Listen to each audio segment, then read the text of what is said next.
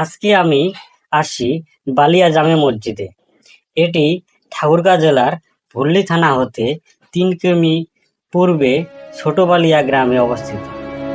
এটিকে অনেকে জিনের মসজিদ নামেও বলে থাকে।